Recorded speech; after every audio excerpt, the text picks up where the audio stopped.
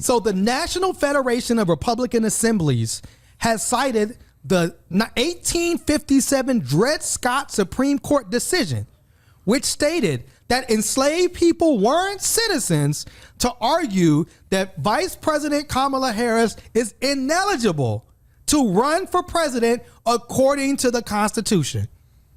God help us all. Just like, yo, Moses, get the boat. Bring the comments. Just like, yo, just a fire. It has to be fired. It's like, just purge everything. It please. says the constitutional qualifications. This is this Republican group for presidential eligibility. Did I say that right?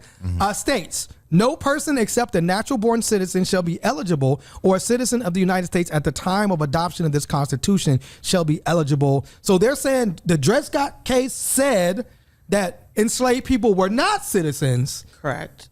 Miracle, you are a lawyer. Will this stand? Wasn't there an act that ratified that said that if you had No. alien born parents, but if you were born on American soil, you become an American citizen? Alien? Is that? That's the language they use. Alien born parents. That's the language they use. Yeah, in the Constitution, it's alien born parents. If you are born Yes. in the United States of America or any of its territories or jurisdictions. Yeah. You are a United States citizen. She was born in Oakland, California. Yes. She is an American citizen. Yes. The issue that they're trying to argue is that her parents are not citizens. Okay. And therefore she should not be able to be a citizen. How come they don't say this about Ted Cruz? Well, I don't have a color chart right now. But there's something Yes. on there. I can't place it. Yes. There's something- Yes. Some strange reason. But people forget because they talked about Nikki and Vivek. Yes, they did too. And they also called out Nikki and Vivek, saying they shouldn't be on Republican ballots. Go ahead, Miracle. That people forget that Asian Americans were also not considered Americans until the Civil Rights Act. Absolutely. People are forgetting that the United States of America was like, you're not white, therefore you are not an American citizen. And so when we think about why so many immigrants in this country are wrapped up in white supremacy and cling to white supremacy, they literally had to sit there and say that they were white in order to have rights when they immigrated here, whether they were coming here to work on the railroads, or they were coming here to go to school, or they were coming here for jobs, or they were just coming here to live here. There were certain things they had to argue in order to gain entry into this country that has been passed down.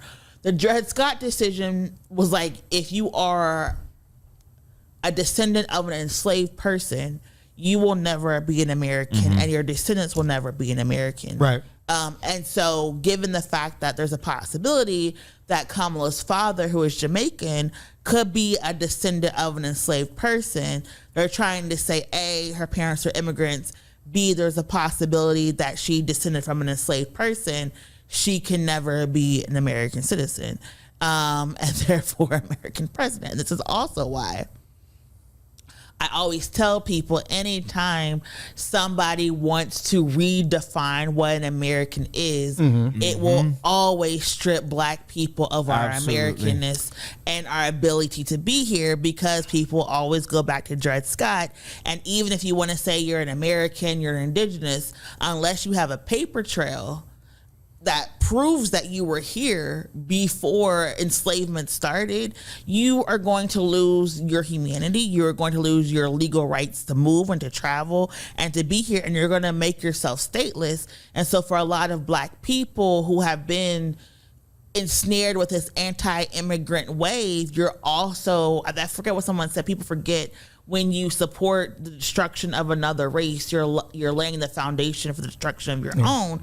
We kind of forget that. We forget that, like, all of these bills are like a boomerang. It'll start with one person, but it comes back and harms us. It'd be Miracle. If only there was a class really that discussed how race plays out in the legal system. If only That's there was crazy. maybe a theory that people could learn about. Yeah. If only. That would inform Only. them about decisions like Dred Scott and their effects on us today. You We're know, really missing out, man. You Too know, bad. If only Derek Bell didn't sit there and say, I wonder why Yes. race is such a Yes. factor in our laws. What's interesting is and like legal practice. on Twitter, like this ADOS crowd is the other side of that coin. Like you have a lot of these black people who, like you said, are ensnared by this Yes. anti-immigration wave that are Definitely. like, Kamala's not black. yes. Therefore she does not represent our community. Yes. And then she shouldn't run for president. Like she's not going to be my president. Right. Yeah. And then embedded in that is so much like misogynoir, toxic but I what think- Kamala did to respond to that, right, was powerful, because what Kamala did. What she do? Eat a beef patty and just No, she Jackie wine or actually something? she actually called Dr. Umar and offered Right. him $10,000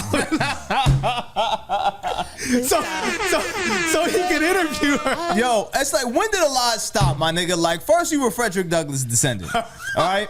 And then you were building this fucking school that's never got better. So you No. just pocketed all that money. Yes. Right? We have no and then school. no one asked you about being celibate. You got caught Yes, up with a you got- stripper, yes, you got right? On caught your up. T-Pain. We're not Yes. mad at you. Yes, You know yes. what I mean? And now Kamala allegedly offers you 10 racks. Like, Come she on. Via probably, text like, message. via Yes, text message. yes. On an Show the Android. receipts, my nigga. What? Somebody said like he got a 1 a.m. text message talking about $10,000 from Kamala, and he thought it was real. Like, Yeah, like, you didn't think you were being scammed, my dude? Come on, You bro. think Kamala, like, he doesn't even have a platform? Like, what is he? You're gonna interview her on Instagram Live? I Yeah. mean, come on, bro. Kamala raised $500 million.